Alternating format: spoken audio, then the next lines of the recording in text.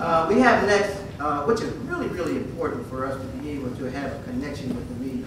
Oftentimes when you have very serious issues and events like this, it's really challenging to get the media, first of all, to come out and to do a story on what you're doing, one, and also to be able to participate in this process. And sometimes there are things that are displayed in the media about affirmative action, diversity, and it's misinformation. And it's misinformation because the people that are there or not there actually misinterpret what it really truly means. And so we are delighted this morning that we have a media expert here who has been involved in the media in New Jersey as well as Philadelphia. New Jersey News, Public TV and radio, and as well as a national ABC Channel 3.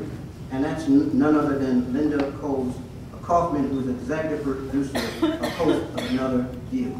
Linda, would you please come up?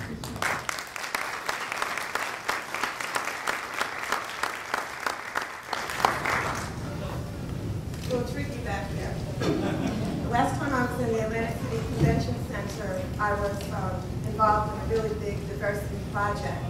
And I forget where it was here in the convention center, but our crews were set up, there were cameras, and I had on my news suit, I had my clipboard, and all these papers, and I missed a step on the way up. Who was right?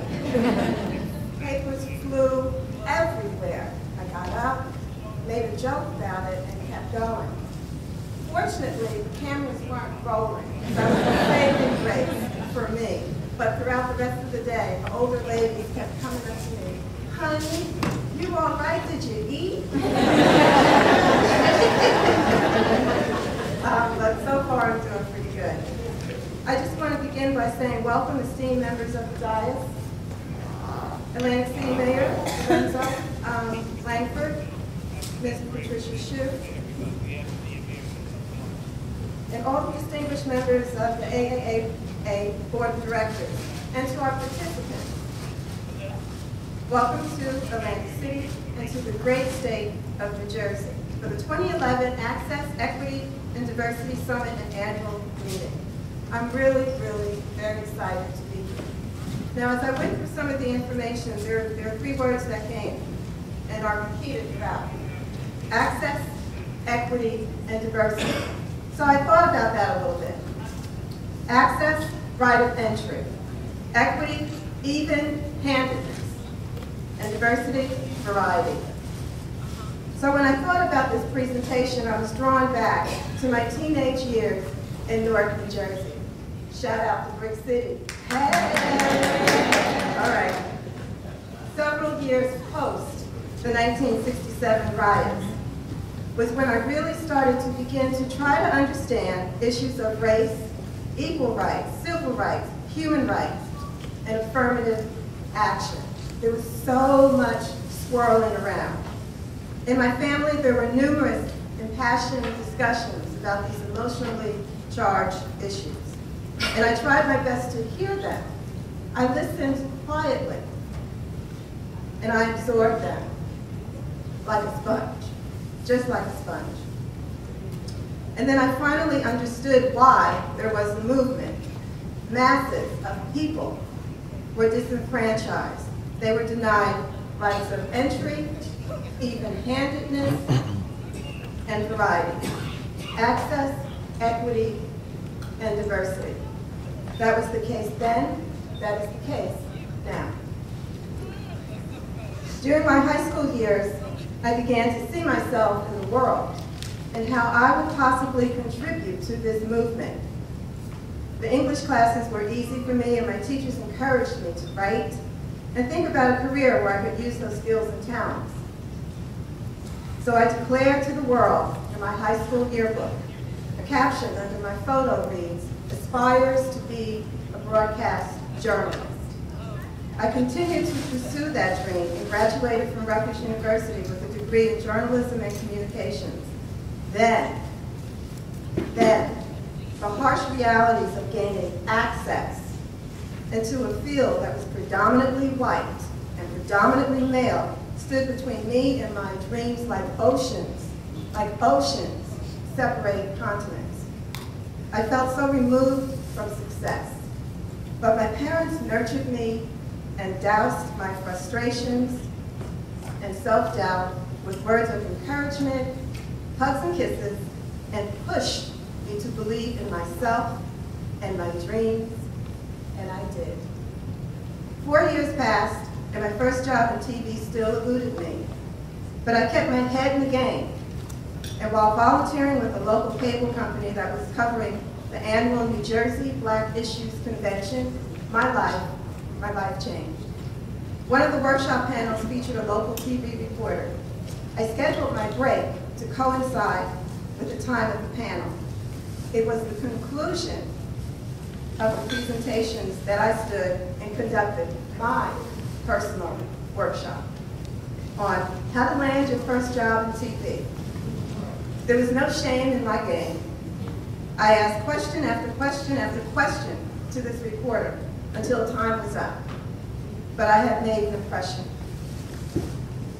And before we left, we exchanged contact info. She gave me a business card. I gave her a torn piece of paper with my name and phone number. I hurried back to resume my duties as part of the crew. I was filled with glee that I had successfully networked, although I'm certain that the reporter felt as though she was clearly interrogated. 2 weeks later, it all paid off when I received a phone call from my new contact. She informed me that there was an entry-level position open at New Jersey Public Television as a desk assistant, and that they were looking for a minority. I thanked her profusely. All she said to me was to make her proud. Someone had opened the door for me and granted me access, and I seized the opportunity and ran with it with so much determination and drive. And the years have flown by, and I pay it forward. I pay it forward. With every starry-eyed intern I'm honored to mentor. But achieving access, equity, and diversity is a constant struggle in my area of broadcast journalism.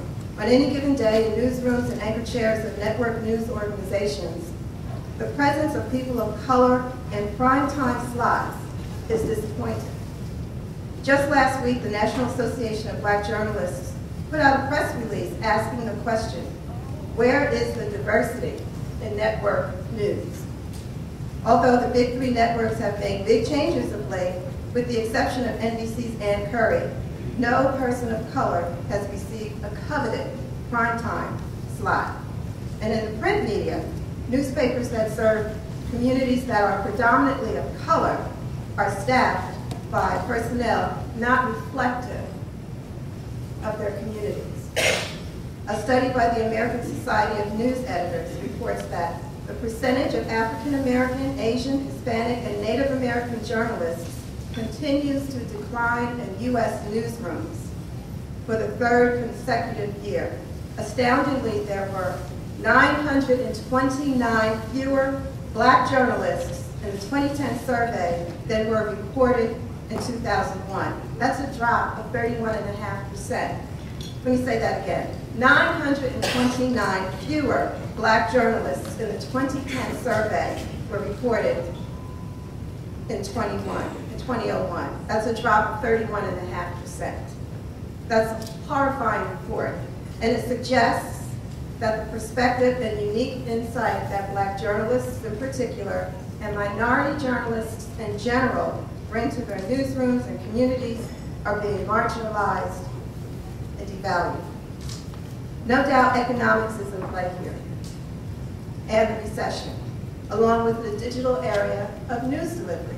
Things are changing, but diversity in news organizations or in any entity, in any organization, in any workplace is a part of success, and it makes sense. We're all familiar with the findings of the 2010 census.